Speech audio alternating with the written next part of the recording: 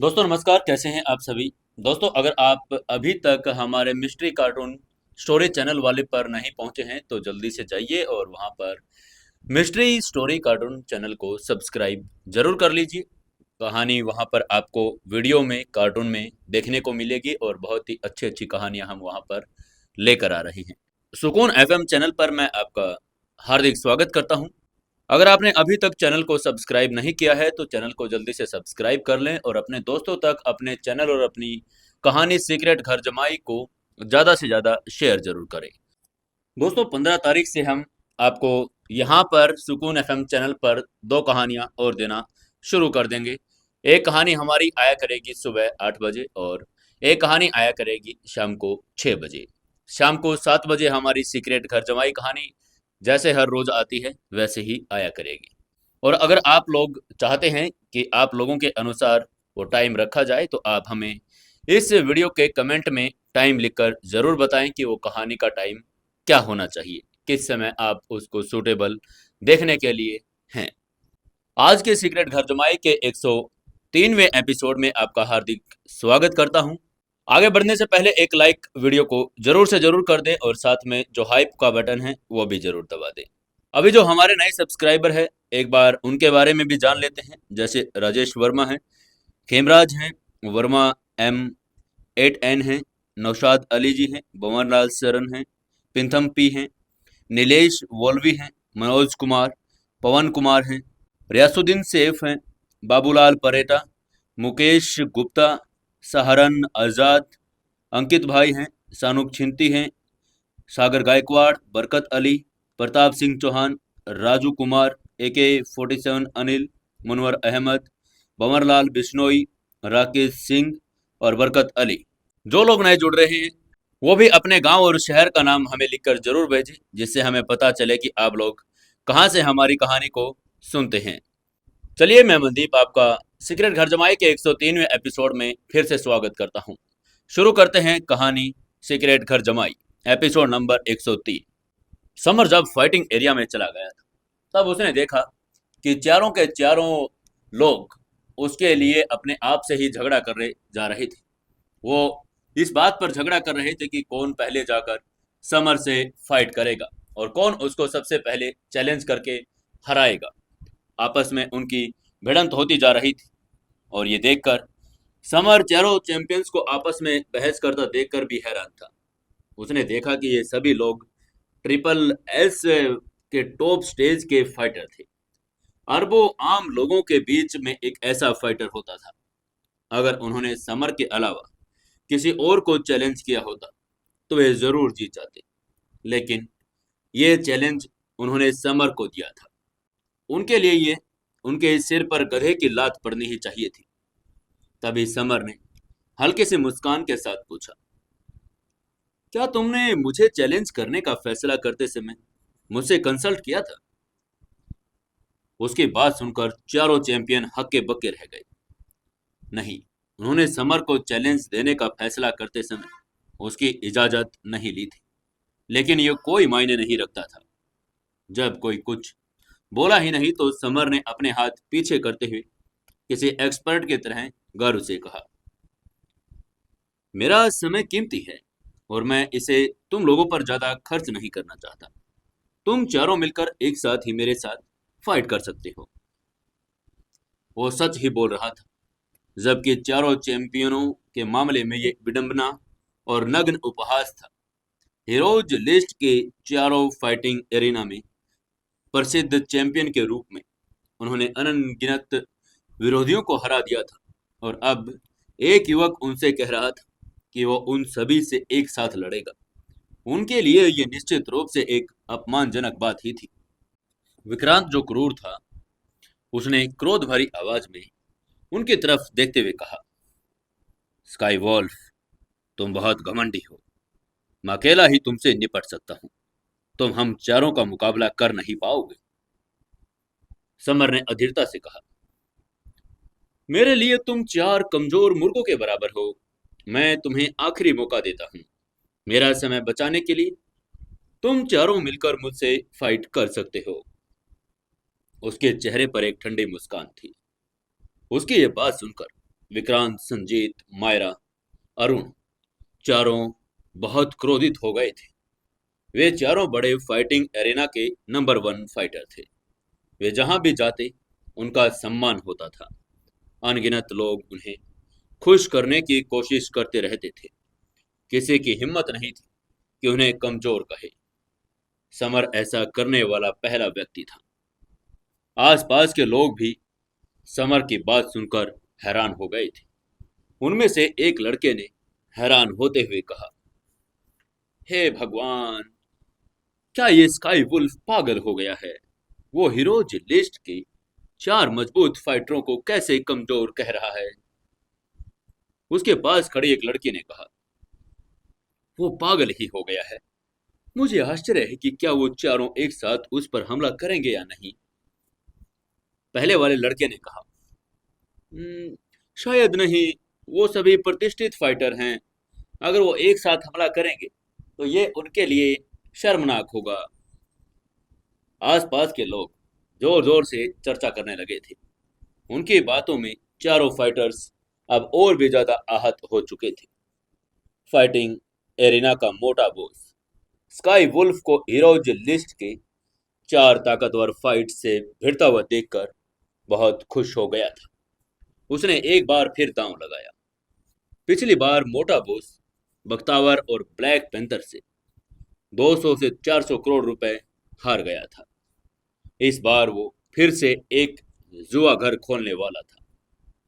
मोटा बॉस इस बात को लेकर पूरी तरह से अस्वस्थ था कि इस बार तो स्काई वुल्फ हार ही जाएगा, क्योंकि उसके विरोधी चारों मजबूत फाइटर थे जो अपने अपने क्षेत्र में नंबर वन फाइटर थे।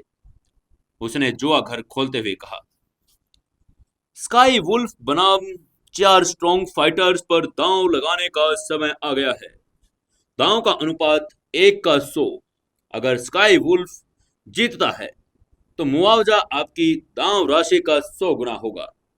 अगर आप चार फाइटर्स पर दांव लगाते हैं और वो जीत जाते हैं तो आपका मुनाफा आपकी दांव राशि का 1.2 गुना ही होगा। मोटे बोझ की बात सुनते ही ज्यादातर दर्शक शर्त लगाने लगे। हालांकि चारों फाइटर्स पर दांव का रिटर्न ज्यादा नहीं था, फिर भी सभी ने 10,000, 1 लाख या 10 लाख रुपए की शर्त लगाई कि चारों फाइटर्स की जीत गई होगी। किसी ने यह शर्त नहीं लगाई कि स्काई वुल्फ जीतेगा। तभी बख्तावर और ब्लैक पैंथर ने एक दूसरे को निगाहों से देखा। वो मोटे बॉस के तभी तुरंत सामने आ गए और उसने कहा, हम 10-10 करोड़ रुपए दांव पर लगा रहे हैं कि स्काई वुल्फ ही जीतेगा। उन्हें गॉड फादर समर पर पूरा भरोसा था। हालांकि चारों फाइटर बहुत ज्यादा ताकतवर थे, फिर भी उन्होंने गॉड फादर समर पर ही भरोसा करना चुना। मोटे बॉस ने पूछा, तुम लोग फिर आ गए? क्या तुम लोग सच में स्काई वुल्फ पर दांव लगाना चाहते हो, और वो भी ये देखकर कि आज उसकी फाइट चार चार बड़े फाइटरों से है?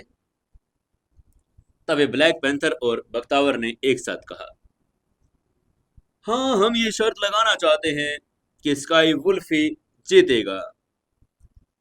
मोटे बॉस के चेहरे पर खुशी की झलक आ गई। आज उसे पूरा यकीन था कि वो दोनों अपना पैसा आज गवा देंगे और उसके पीछे की भरपाई का कुछ हिस्सा तो कवर आज हो ही जाएगा।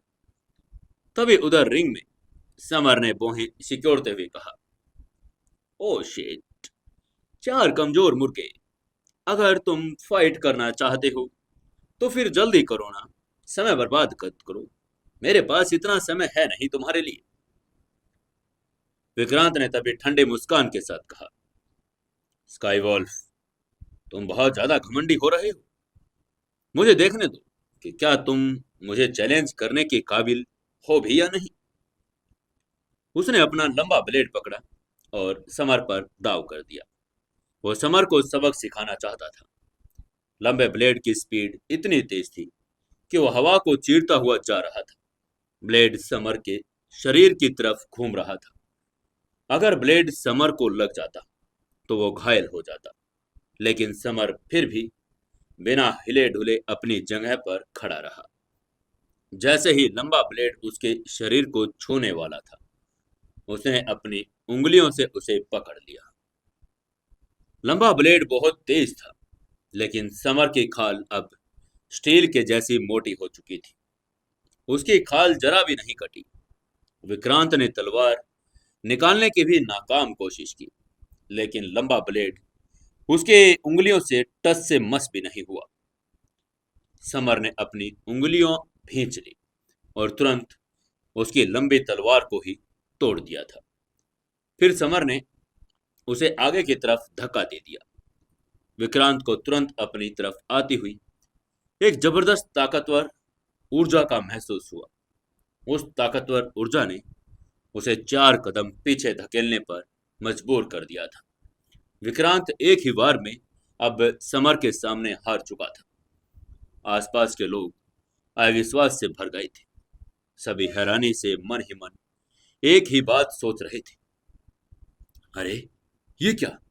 हीरोज लिस्ट का चैंपियन विक्रांत एक ही बार में हार गया?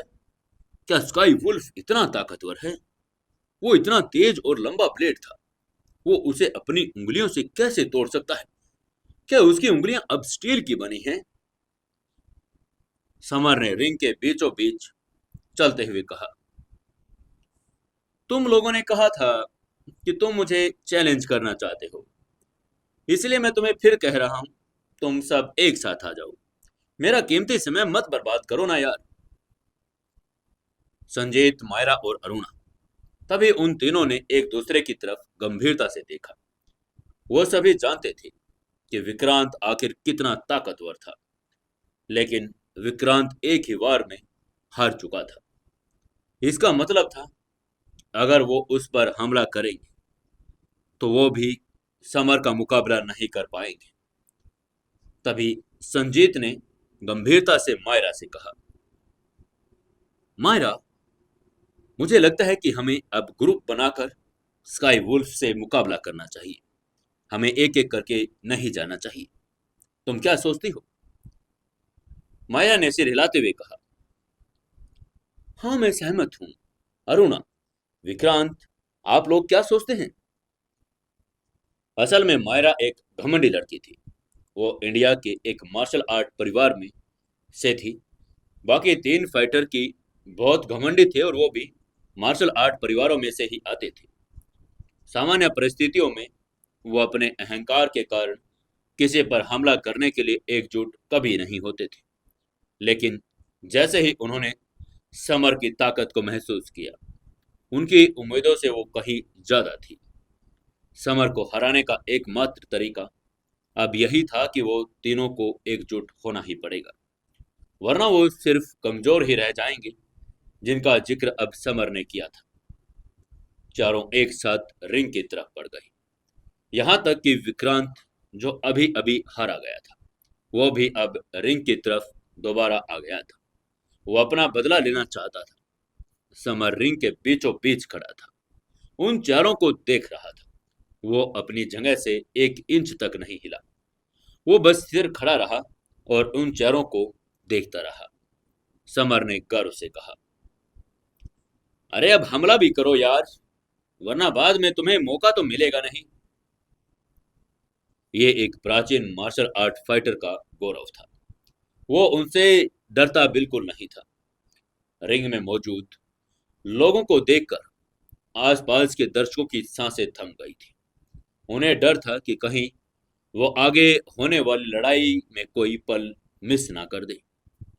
विक्रांत का लंबा ब्लेड टूट गया था, इसलिए उसने समर पर अपने मुक्कों से हमला करना शुरू कर दिया था।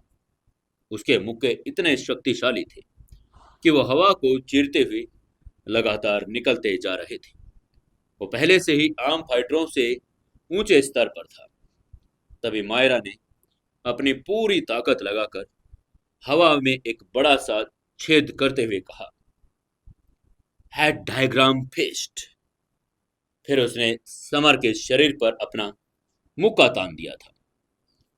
अन्य दो पक्षों ने, संजीत ने अपने विंग चुन पंच का इस्तेमाल किया, जबकि अरुणा ने समर पर हमला करने के लिए अपनी लंबी तलवार का इस्तेमाल किया। वे चारों बहुत चालाक थे। उन्होंने समर पर अलग अलग दिशाओं से हमला किया ताकि समर को प्रतिक्रिया करने का समय ही ना मिले। अगर वो उनमें से किसी एक को हरा भी देता तो बाकी तीनों के हमले उसी पर पड़ते। वे सभी समर को एक दुर्जय प्रतिद्वंदी मानने लगे थे। हालांकि उनका प्लान सोच समझकर बनाया गया था, फिर भी ये काफी नहीं था। समर अभी भी स्थिर खड़ा था। उसने विक्रांत, मायरा, संजीत के पंच अपने शरीर पर पड़ने दिए। समर ने बस दो उंगलियां बढ़ाकर अरुणा की लंबी तलवार पकड़ ली। उसने आसानी से उस लंबी तलवार को फिर से तोड़ दिया। फिर उसने अपनी हथेली से अरुणा पर वार किया। फौरन अरुणा ने खांसी के साथ मुंह से खून थूक दिया था। भले ही अरुणा एक खूबसूरत लड़की थी, फिर भी समर ने उसे बुरी तरह से घायल कर दिया था और पीछे नहीं हटा।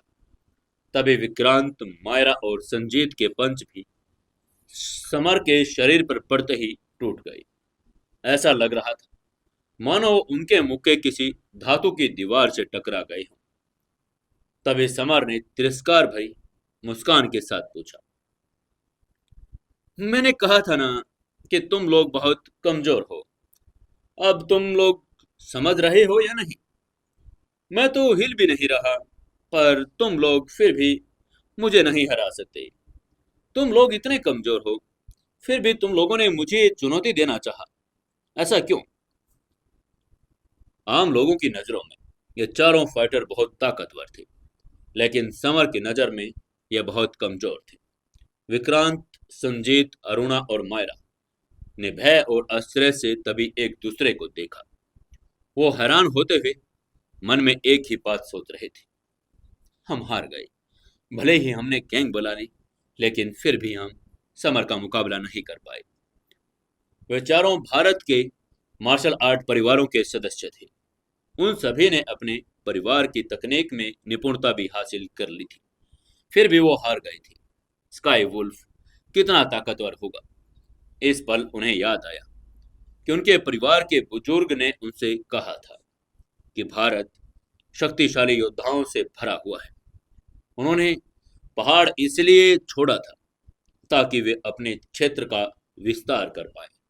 अगर ऐसा नहीं होता तो भी वो खुद को दुनिया का सबसे ताकतवर योद्धा ही अपने आप को समझते।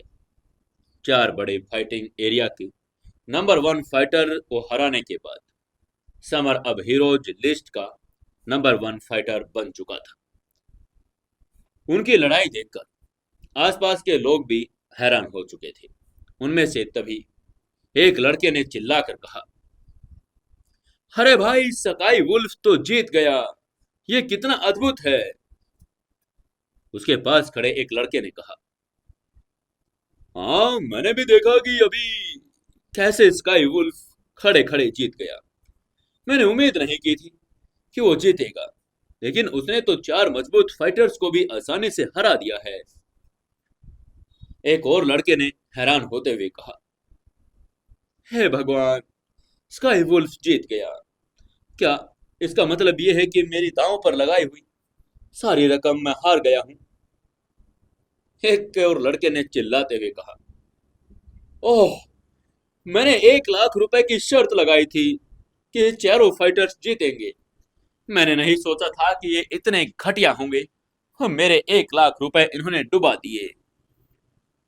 आसपास के लोग उत्साह से चर्चा कर रहे थे। वो रिंग में मौजूद चारों फाइटर्स को नफरत से देख रहे थे, क्योंकि उनके पैसे अब हार चुके थे। वो सभी बहुत परेशान हो रहे थे। इसके विपरीत ब्लैक पैंथर और बख्तावर बहुत ज्यादा खुश थे। उन्होंने शर्त लगाई थी कि स्काई वुल्फ जीतेगा। शर्त का अनुपात 1 का 100 था। क्योंकि उन्होंने 1-1 करोड़ रुपए की शर्त लगाई थी, इसलिए उन्होंने 100-100 करोड़ रुपए अब जीत लिए थे। कुल मिलाकर दोनों ने 200 करोड़ रुपए जीते थे और वो बहुत खुश थे। बख्तावर और ब्लैक पैंथर मोटे बॉस की तरफ बढ़े। मोटा बॉस बुरी तरह से पीला पड़ गया था। ऐसा लग रहा था जैसे उस बेचारे के माता पिता ही मर गए हों। बख्तावर ने मुस्कुराते हुए कहा, मोटे गधे, हमारे पैसे दो। प्रति व्यक्ति 100 करोड़ रुपए। ये कुल मिलाकर 200 करोड़ रुपए हमारे बन गए हैं। उसे मोटे बॉस पर अब जरा भी दया नहीं आ रही थी। ये मोटे बॉस की ही गलती थी कि उसने कहा था कि गॉडफादर समर हार जाएंगे। मोटे मालिक ने विनती करते हुए कहा, बड़े भाई, मेरे पास 200 करोड़ रुपए नहीं है, कृपया मुझे जाने दीजिए ना। बख्तावर ने ठंडे स्वर में कहा, अगर तुम्हारे पास पैसे नहीं हैं तो मैं तुम्हारी टांगे तोड़ दूंगा। तुम जिंदगी भर व्हीलचेयर पर पड़े रहोगे। मोटे बॉस ने डरते हुए कहा, नहीं नहीं नहीं, कृपया हमें बात करने दीजिए ना भाई। बख्तावर ने क्रूरता से कहा, मोटे गधे, ये फाइटिंग एरिना तुम्हारा है। तुम इसका इस्तेमाल हमारा कर चुकाने के लिए कर सकते हो।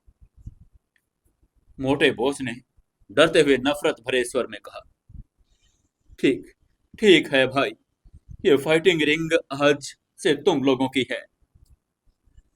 मोटे बॉस को बहुत नुकसान हुआ था।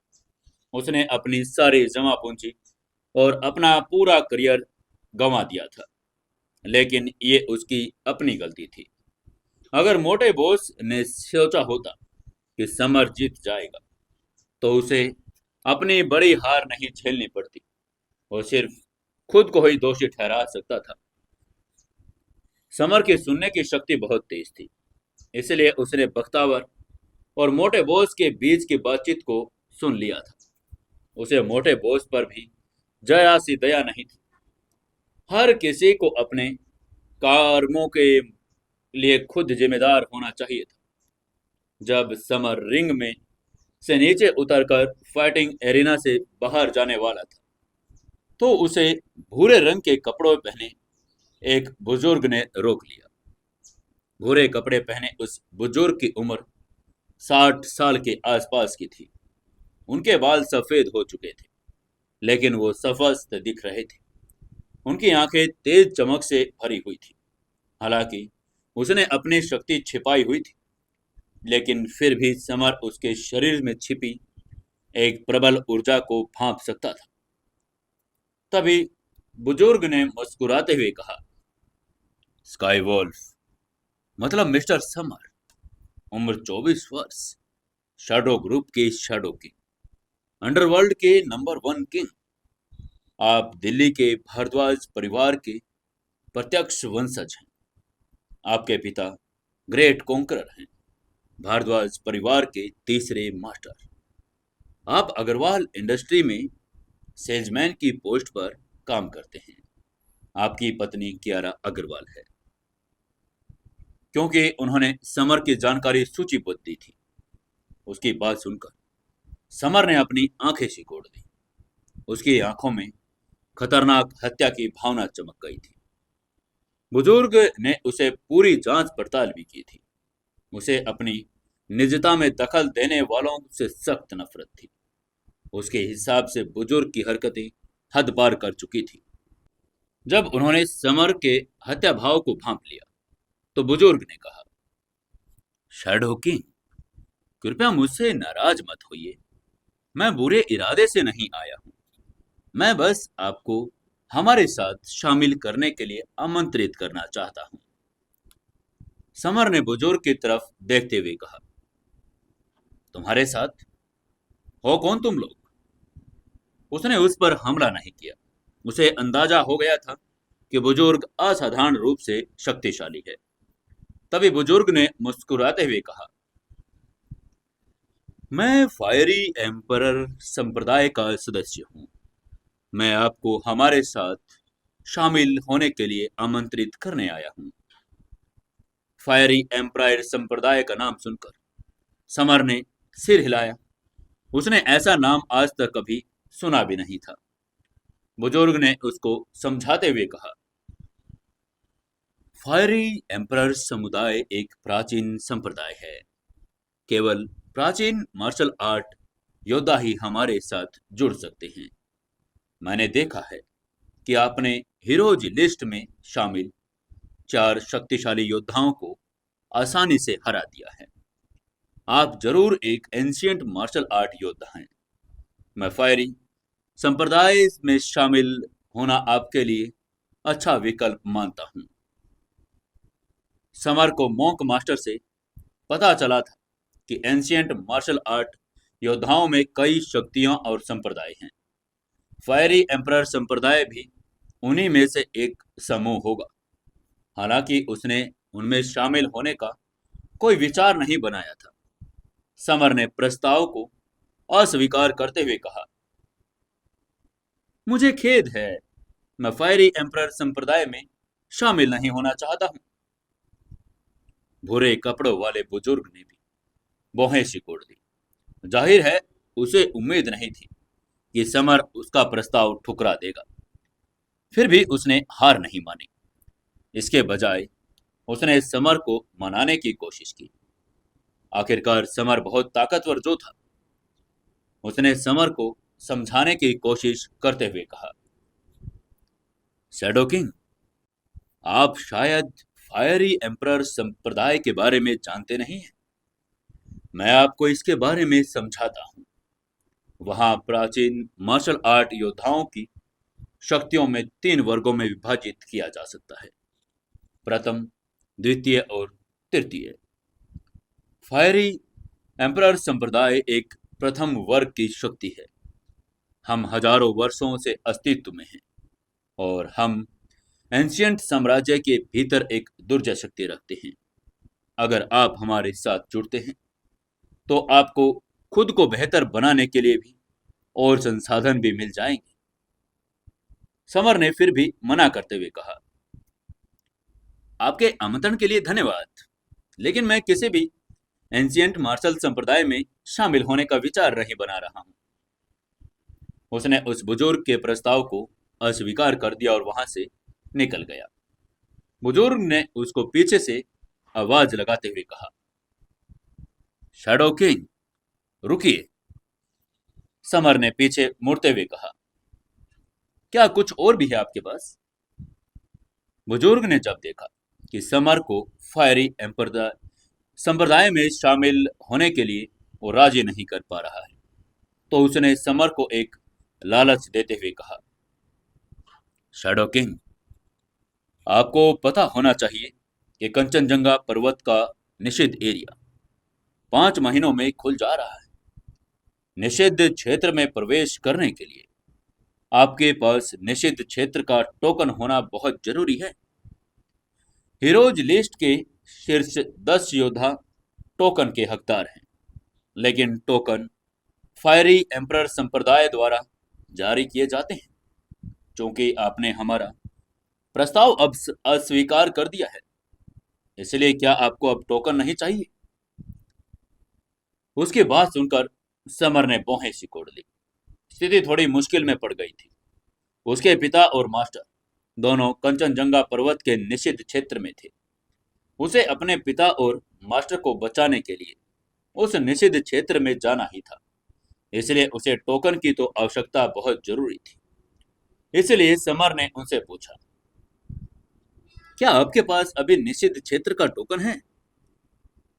बुजुर्ग ने जवाब देते हुए कहा, नहीं, हमारी यंग मिस्ट्रेस टोकन अपने पास रखती है। टोकन उच्च स्तर के संसाधन थे। केवल फायरी एम्परर संप्रदाय के होल मास्टर और यंग मिस्ट्रेस ही टोकन तक पहुंच सकते थे।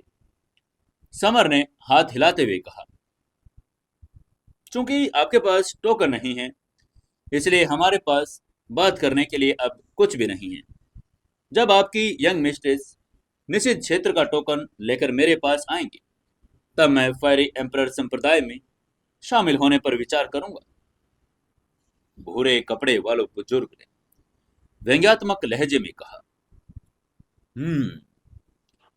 तुम चाहते हो कि हमारी यंग मिस्ट्रेस तुमसे व्यक्तिगत रूप में मिले? तुम अपने आप को समझते क्या हो? हमारी यंग मिस्ट्रेस तो ड्रैगन किंग की भी परवाह नहीं करती। वो तुम्हारी परवाह क्यों करेगी?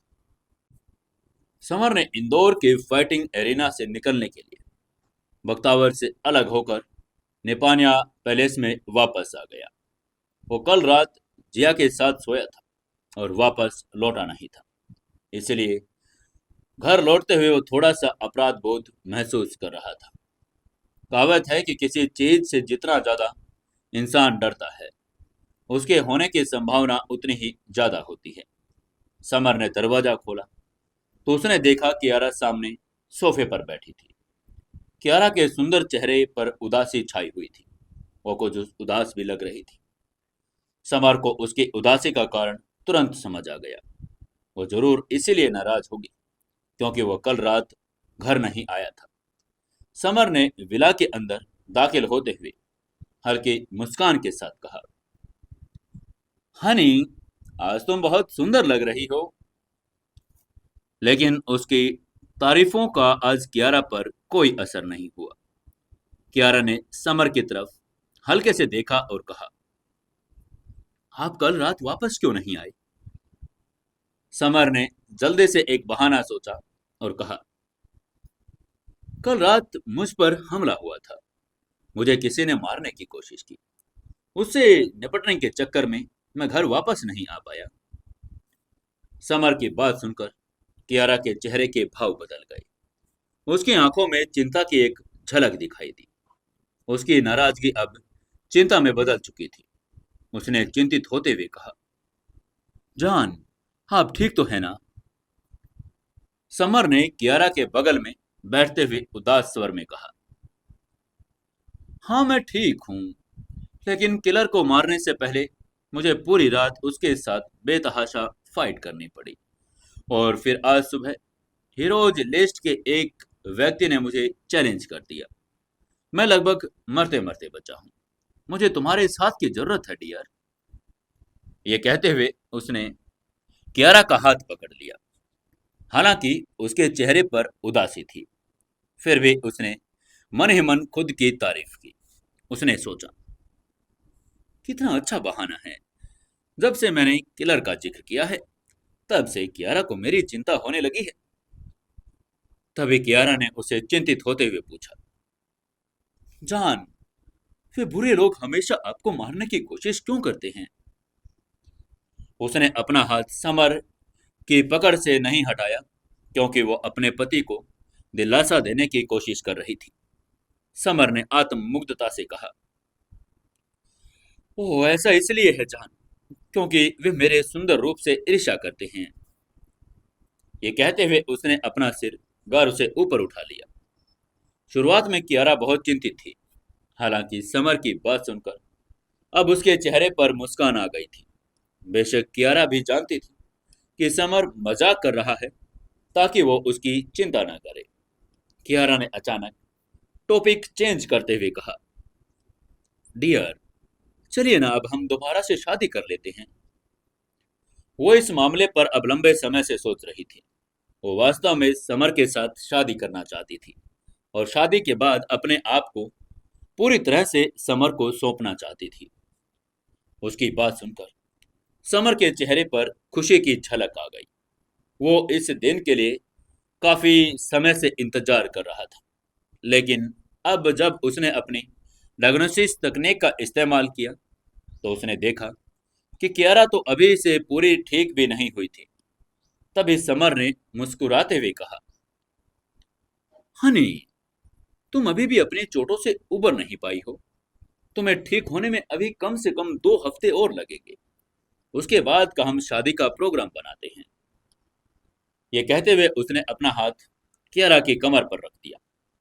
कियारा ने सहमति में सिर हिला दिया। उसे शादी की अभी भी ऐसी कोई भी जल्दी तो नहीं थी।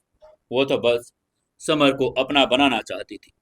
इसके अलावा उसे अभी भी कभी कभी थकान और कमजोरी महसूस होती थी। ये सब इस बात के संकेत थे कि वो अभी भी अपनी चोटों से उबर नहीं पाई थी। कियारा को बहुत गंभीर चोटें आई थी। वो लगभग मर ही गई थी। शुक्र है समर ने अपने खून और मेडिकल स्किल्स का इस्तेमाल करके उसकी जान बचा ली थी। लेकिन एक लड़की का शरीर लड़के के शरीर से कमजोर होता है, इसलिए उसे ठीक होने में ज्यादा समय लग रहा था। क्योंकि समर पर कल रात जानलेवा हमला हुआ था, इसलिए कियारा ने पर्सनली उसके लिए खाना बनाने का फैसला किया ताकि वो आराम कर सके। खाना बहुत लजीज था। कियारा चाहती थी कि समर अपने शरीर को तरोताजा करने के लिए और ज्यादा खाए। बेशक समर की भूख अब ज्यादा थी। उसने 3 खाने अकेले ही खा लिए। अगर उसे कियारा के लिए एक खाना छोड़ना पड़ता तो वो चारों व्यंजन ही खा लेता। समर के एंशियंट मार्शल आर्ट फाइटर बनने के बाद उसकी भूख बहुत ज्यादा बढ़ चुकी थी। रात के खाने के बाद समर कियारा को दूसरी मंजिल पर बेडरूम में ले गया। वो अब उनकी आदत बन चुकी थी। अगर समर घर पर होता तो वो कियारा को उसके बिस्तर पर ले जाता और उसे एक परी कथा सुनाता। जब कियारा सो गई तो समर ने उसको चादर ओढ़ाई और अपने कमरे की तरफ चला गया। समर पिछले कुछ दिनों से लगातार फाइट कर रहा था, इसलिए वो काफी थक गया था। इसलिए वो सोने के लिए सीधा अपने बेडरूम में चला गया था। इसी समय उधर फेरी एम्परर सेक्ट का हेड ऑफिस उत्तराखंड के एक पंगोट पर्वत पर गहराई में स्थित था। यहाँ एंशियंट बिल्डिंग का एक विशाल एरिया था। उसके मिड एरिया में सोने से मढ़ा हुआ एक आलीशान महल भी बना हुआ था। इस समय महल के एक कमरे के अंदर एक नौजवान लड़की भविष्य बताने के लिए 8 त्रिग्राम प्लेट के साथ छेड़छाड़ कर रही थी। वो लड़की 20 साल की थी। रेशमी गोरी त्वचा, बेहद खूबसूरत। वो लड़की ऐसी थी जो कल्पना से भी परे की खूबसूरत थी। उसकी खूबसूरती कियारा के बराबर की ही थी। हैरानी की बात तो ये थी कि उस खूबसूरत लड़के ने आधुनिक कपड़े पहनने की बजाय पुराने जमाने के कपड़े पहने हुए थे। उसका फिगर फिर भी बहुत अट्रैक्टिव था। पुराने जमाने के कपड़े पहनने के बावजूद वो बहुत खूबसूरत लग रही थी। ये लड़की फेरी एम्परर सेक्ट की यंग मिस्ट्रेस शिवांगी थी। वह परी जैसी खूबसूरत थी। भूरे कपड़ों वाला एक बुजुर्ग शिवांगी के सामने खड़ा था। यह वही बुजुर्ग था जिसने समर को फेरी एम्परर सेक्ट में भर्ती होने के लिए कहा था। शिवांगी ने 8 त्रिग्राम के साथ खेलना जारी रखते हुए कहा, एल्डर सूरज, आप कह रहे हैं कि शैडो किंग ने आपके इनविटेशन को रिजेक्ट कर दिया है? एल्डर सूरज ने दुखी होकर जवाब देते हुए कहा, हाँ यंग मिस्ट्रेस, शैडो किंग बहुत घमंडी है। उसने कहा कि जब तक आप पर्सनली निषिद्ध एरिया टोकन के साथ उससे नहीं मिलेंगे वो फेरी एम्परर सेक्ट में शामिल होने के बारे में सोचेगा भी नहीं। शैडो किंग हालांकि बहुत पावरफुल था, लेकिन वो केवल नॉर्मल वर्ल्ड का किंग था। यंग मिस्ट्रेस हजारों साल पुराने इतिहास वाली एक एंशियंट मार्शल आर्ट सेक्ट की वंशज थी। इसलिए उसको समझ नहीं आ रहा था कि शैडो किंग यंग मिस्ट्रेस से मिलने की रिक्वेस्ट कैसे कर सकता था। शिवांगी ने खिलती हुई मुस्कान के साथ कहा, ये शैडो किंग तो काफी इंटरेस्टिंग है। अब तो मैं उससे मिलना चाहती हूँ। बुजुर्ग ने अपना सिर हिलाते हुए कहा, यंग मिस्ट्रेस, आपका समय और उपस्थिति अनमोल है। वो शैडो किंग आपसे मिलने के लायक बिल्कुल नहीं है। स्पष्ट रूप से उसे शिवांगी का समर से मिलना मंजूर नहीं था। तभी शिवांगी ने उसको समझाते हुए कहा, एल्डर सूरज, कंचनजंगा पर्वत का निषिद्ध क्षेत्र खुलने वाला है। सभी अलग अलग सेक्ट और पावर्स खजाने की खोज के लिए इस क्षेत्र में जाने का प्रयास करेंगे। हमारे कई दुश्मन हैं, इसलिए हमें भी अपने सेक्ट को मजबूत बनाने की जरूरत है। शैडो किंग एक पावरफुल फाइटर है। मैं स्वयं जाकर उसे सेक्ट का मेंबर बनाऊंगी। ये कहते हुए उठकर कमरे से बाहर निकल गई। वहीं उधर इंदौर के अगले दिन समर उठा और उसने नाश्ता तैयार किया। नाश्ता करने के बाद वो कियारा के साथ विला से बाहर निकल गया। जब वो कार लेने गई तो समर का फोन बज उठा। फोन पायल का था। वो चाहती थी कि वो उसके साथ हॉस्पिटल उसका चेकअप करवाने के लिए जाए। समर स्वाभाविक रूप से मना नहीं कर सकता था, क्योंकि पायल उसके बच्चे की मां बनने वाली थी।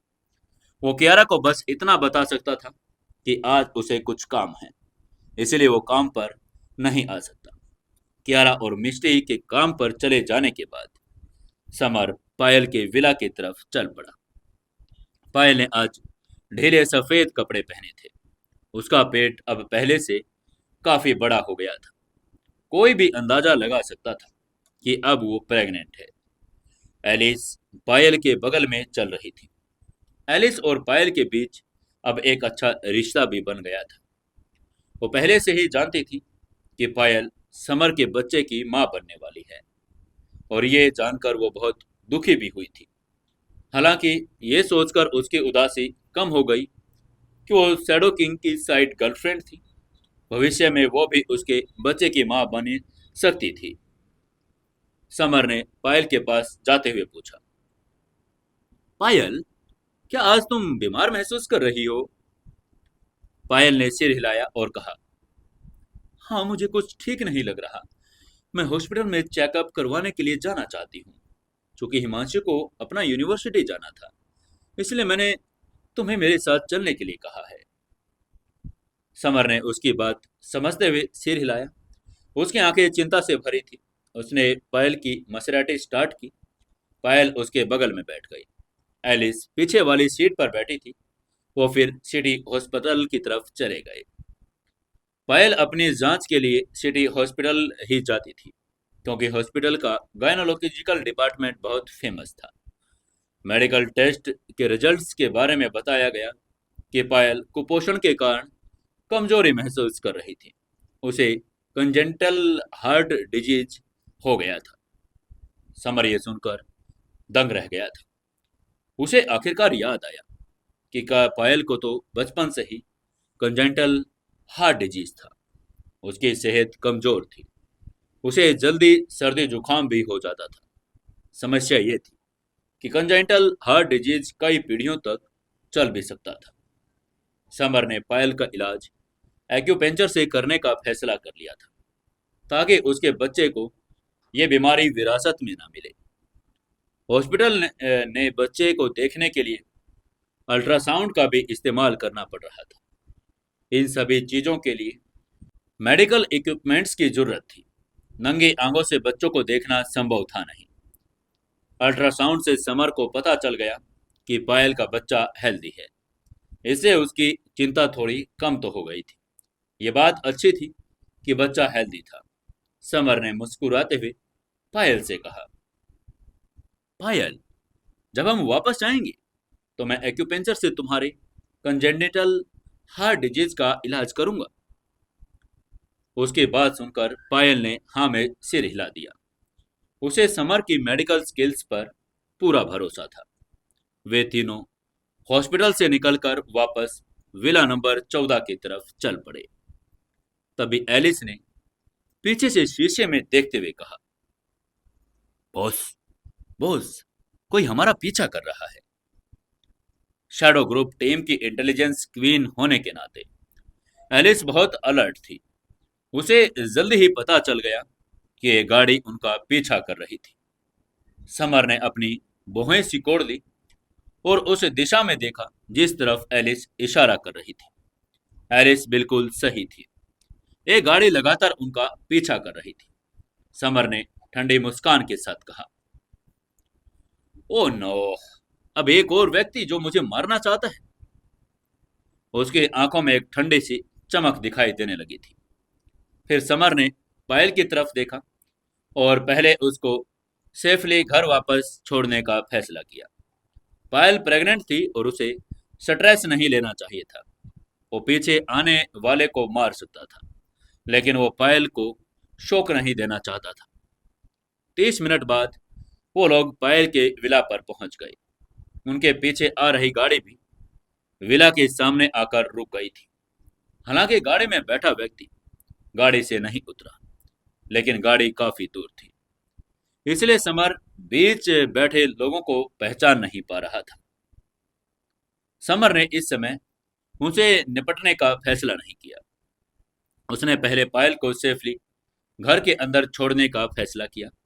जब वो घर पहुंचे तो समर ने उसके लिए एक कप पानी डाला और उसे आराम करने के लिए कहा। समर ने उसे कहा, पायल मुझे तुम्हारा एक्यूपेंचर करने दो। वो पायल की कंजेंटल हार्ट डिजीज का जल्द से जल्द इलाज करना चाहता था, ताकि बच्चे को जन्म देते समय पायल सेफ रहे। समर ने एलिस को विला की पहली मंजिल पर रुकने के लिए कहा। फिर वो पायल को विला की दूसरी मंजिल पर ले गया। बेडरूम में जाते ही पायल का आकर्षक चेहरा शर्म से बुरी तरह लाल हो गया था, क्योंकि उसे एक्यूपेंचर के लिए कपड़े उतारने थे। उसे थोड़ी बेचैनी महसूस हो रही थी। हालांकि पायल ने अपने आप को पहले से ही समर को सौंप दिया था, लेकिन अभी एलिस नीचे थी, इसलिए वो शर्मा रही थी। तभी समर ने उसे चिढ़ाते हुए कहा, तुम किस बात की शर्म कर रही हो? मैं पहले भी तो तुम्हारे साथ रह चुका हूँ। उसकी बात सुनकर पायल और भी ज्यादा शर्मा गई। पायल ने बहुत समय से समर के साथ कुछ नहीं किया था, इसलिए उसने शर्माते हुए कहा, एलिस नीचे है, अभी कुछ मत करो। वो समर से नहीं, बस एलिस से ही शर्मा रही थी। समर ने मुस्कुराते हुए कहा, चिंता मत करो, मैं यहाँ तुम्हारा इलाज करने आया हूँ और कुछ नहीं। इसके बाद समर ने पायल से अपने कपड़े उतारने को कहा। उसने 9 चांदी की सुइयां निकाली और उसे पायल के 9 प्रेशर्स पॉइंट्स में चुप हो दिया। ये प्रेशर्स पॉइंट्स हार्ट में ब्लड फ्लो को उत्तेजित कर सकते थे, हार्ट एनर्जी को बढ़ा सकते थे। पायल को पूरी तरह से ठीक करने के लिए समर ने अपनी इंटरनल एनर्जी का इस्तेमाल किया। उसकी इंटरनल एनर्जी सुइयों के माध्यम से पायल के शरीर में प्रवाहित होने लगी थी। उसने उसकी बीमारी को पूरी तरह से ठीक कर दिया था। 30 मिनट बाद समर ने आखिरकार पायल को ठीक करने के लिए अपनी स्ट्रॉन्ग मेडिकल स्किल्स का इस्तेमाल किया। बेशक उसने अपनी इंटरनल एनर्जी का भी भरपूर त्याग दिया था। उसका चेहरा पसीने से पीला पड़ गया था, लेकिन पायल का हॉट फिगर देखते ही समर की सांसें तेज हो गई। उसकी आंखें लाल हो गई थी। पायल बेहद खूबसूरत थी। उसका चेहरा चार्मिंग था और उसकी त्वचा शुद्ध रेशम के जैसी सफेद थी। उसके फिगर में कोई भी कमी नहीं थी। समर एक भेड़िए की तरह लग रहा था, जो पायल पर झपटने के लिए तैयार था। तभी पायल ने उसकी नजर को देखकर विरोध करते हुए कहा, एलिस अभी नीचे है, तुमने कहा था कि कुछ नहीं करोगे। ये कहते हुए उसका शर्म से चेहरा फिर से लाल हो गया। समर ने एक शैतानी मुस्कान के साथ कहा, कोई बात नहीं, अगर हम चुप रहेंगे तो उसे कुछ पता नहीं चलेगा। पायल ने फिर मना करते हुए कहा, नहीं तो बच्चा है। समर ने उसको बीच में ही रोकते हुए कहा, कोई बात नहीं, मैं नरमी बरतूंगा। फिर उसने पायल की हर बात को इग्नोर कर दिया। उसने पायल के कोमल होठों पर अपने होठ रख दिए। हालांकि पायल उसका विरोध करना चाहती थी, लेकिन वो उतनी स्ट्रांग नहीं थी कि उसको रोक ले। इसके अलावा उसने वास्तव में उसके कार्यों का विरोध नहीं किया। वहीं नीचे एलिस चाय पी रही थी, जब उसने धीमी कराह सुनी। एक औरत होने के नाते वो स्वाभाविक रूप से जानती थी कि क्या मतलब था। उसका चेहरा लाल हो गया। उसने धीमी आवाज में कहा, बॉस को तो उसकी बीमारी का इलाज करना था, क्या कर रहे हैं वो? 30 मिनट बाद समर पायल के लिए सूप बनाने सीढ़ियों से नीचे उतरा, ताकि उसके और बच्चे को न्यूट्रिशन मिल सके। लेकिन नीचे उसकी मुलाकात एलिस से हुई। एलिस ने उसको देखते ही कड़वाहट से कहा, बॉस, क्या आप मेरे इमोशंस के बारे में कुछ सोच सकते हैं? जब समर और पायल अभी एक दूसरे से प्यार कर रहे थे, तो एलिस असहज महसूस कर सकती थी। समर ने हंसते हुए कहा, ठीक है, अगली बार मैं सावधान रहूंगा। जब एलिस ने समर के हाव भाव देखे, तो उसे अंदाजा हो गया कि अगली बार भी वो वैसा ही करेगा। और एलिस उसके पीछे पीछे किचन में चली गई। उसने सूप बना रहे समर को गले लगा लिया। समर ने उसको रोकते हुए कहा, एलिस, मैं खाना बना रहा हूँ, तुम क्या कर रही हो? एलिस ने थोड़ा शर्माते हुए कहा, आप अभी पायल के साथ इतना प्यार करते थे, मैं भी तो वही प्यार करना चाहती हूँ। समर ने उसको समझाते हुए कहा। एलिस, पायल अभी ऊपर है, अगर उसने आवाजें सुन ली तो अच्छा नहीं होगा। एलिस ने एक्साइटेड होते हुए कहा। इसमें क्या अच्छा नहीं होगा? क्या आप मुझे प्यार नहीं कर सकते? समर सूप बना रहा था जब एलिस ने उसे गले लगा लिया। उसने विरोध करने की कोशिश की। समर थोड़ा अवाक रह गया। उसे लग रहा था कि इन दोनों लड़कियों के प्रति उसका अट्रैक्शन बहुत ज्यादा बढ़ गया है। उसने मन ही मन सोचा, ओह, अगर कोई लड़का बहुत ज्यादा अट्रैक्टिव और हैंडसम हो तो यह बहुत बड़ी समस्या है। क्योंकि उसे पायल के लिए सूप बनाना था, इसलिए उसने एलिस को किस करने के बाद रोक दिया। वो धीरे धीरे असहज हो रहा था। पिछले कुछ दिनों में समर कई लड़कियों के साथ सो चुका था। ज्यादातर लड़कियां उसे मजबूर करती थी। समर ने सूप बनाया और ऊपर लेकर चला गया। उसने पायल को ब्लैक एम्परर सूप पिलाया। सूप पीने के बाद पायल को अपने शरीर में और भी ज्यादा एनर्जी महसूस हुई। थोड़ी देर आराम करने के बाद पायल ने अचानक कहा, समर, मैं अपनी आयुर्वेदिक मेडिसिन कंपनी में जाना चाहती हूँ। चलो तुम भी वहीं मेरे साथ चलो।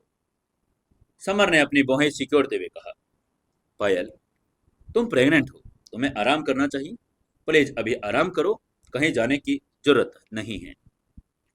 पायल ने निराशा भरे स्वर में कहा, लेकिन मैंने कियारा के साथ शर्त लगाई थी, जो भी इस साल ज्यादा पैसा कमाएगा तुम उसके साथ ही रहोगे ना। पायल को लगा कि वो ठीक हो गई। उसने अपने कपड़े बदले और शर्त पूरी करने के लिए उठ खड़ी हुई। समर पायल और किराया के बीच की शर्त के बारे में सोचकर अवाक रह गया था। दोनों लड़कियां एक दूसरे के साथ तालमेल नहीं बिठा पा रही थी। उसे लगातार परेशान करती रहती थी। लेकिन समर भी दोनों लड़कियों के बीच में इस फाइट को समझता था। वे दोनों उसे अपने लिए चाहती थी और वो समर को किसी और लड़के के साथ बांटना नहीं चाहती थी। पायल ने आयुर्वेदिक मेडिसिन कंपनी पर जाने पर जोर दिया। समर के पास अब और कोई चारा नहीं बचा था उसके साथ चलने के लिए।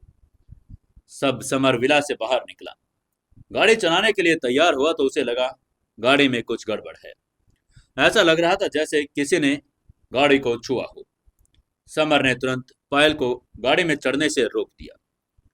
पायल ने उलझन में पूछा, समर क्या हुआ? तुमने मुझे क्यों रोका है? उसे समझ नहीं आ रहा था। तभी समर ने कार से टिक टिक की आवाजें सुनी। ये किसी टाइम बम की आवाजें थी।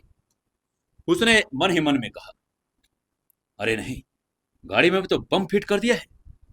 उसने जल्दी से पायल को पकड़ लिया और पीछे हट गया। तभी इतनी देर में धमाका हो गया। जैसे ही समर और पायल गाड़ी से पीछे हटे, गाड़ी से एक बड़ा ब्लास्ट हुआ और पूरी गाड़ी में आग लग गई। तभी एलिस ने समर से कहा, बॉस, शायद जब हम विला में थे किसी ने गाड़ी में बम फिट कर दिया। उसका भी चेहरा भयानक रूप से पीला पड़ गया था। यह बात अच्छी थी कि समर को खतरे का अंदाजा हो गया, नहीं तो उनकी जान चली जाती। वहीं समर का चेहरा भी गुस्से से भर गया था। उसने उदास स्वर में कहा, जरूर यह उन लोगों का काम है जो उस गाड़ी में हमारे हॉस्पिटल से आते वक्त पीछा कर रहे थे। मैंने सोचा भी नहीं था कि वो आदमी इतना पागल होगा। तभी एलिस ने बम के टुकड़ों को देखते हुए कहा, बॉस, ये बम के टुकड़े छोटी धरातियां हैं।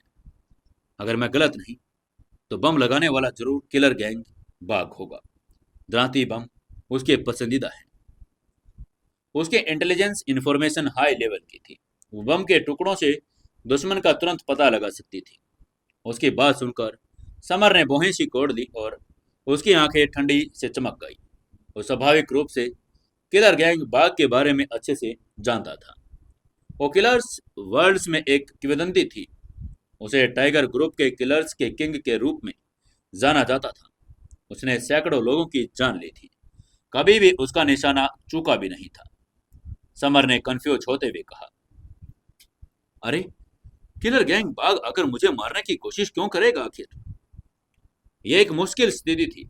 अगर वो अकेला होता तो उसे किलर किंग बाघ की चिंता नहीं थी। समस्या ये थी कि पायर और एलिस उसके साथ थी। किलर किंग बाग बहुत ताकतवर भी था। समर के अलावा शैडो ग्रिम टीम के बाकी मेंबर भी किलर किंग बाग का मुकाबला कर नहीं सकते थे। तभी अचानक समर जोर से चिल्लाया, एलिस, सावधान! और उसने एलिस को जमीन पर धकेल दिया। क्या हुआ था ऐसा? क्या एलिस बचेगी या फिर कुछ और ही यहाँ पर हो जाएगा? जानने के लिए जुड़े रहिए अपनी कहानी सीक्रेट घर जमाई के साथ। दोस्तों, यार कहानी पर एक लाइक, एक शेयर और एक कमेंट जरूर से जरूर कर दिया करो, और कहानी को ज़्यादा से ज़्यादा अपने लोगों तक पहुंचाया करो, और ज़्यादा से ज़्यादा अपने चैनल पर सब्सक्राइब करवाया करो। और नई वीडियो वाली कहानी देखनी है तो हमारे मिस्ट्री स्टोरी कार्टून वाले चैनल पर जाओ, और वहां पर नई नई कहानियां आपको सुनने को मिलेगी। तो वह कहानियां सुने, वहां पर भी अपनी प्रतिक्रिया जरूर दें, कमेंट करके बताते रहें कि वो कहानी आपको कैसी लग रही है और वीडियो में आपको कैसा कहानी को देखने में मजा आया है। उस कहानी को भी लाइक करें और शेयर जरूर कर दें।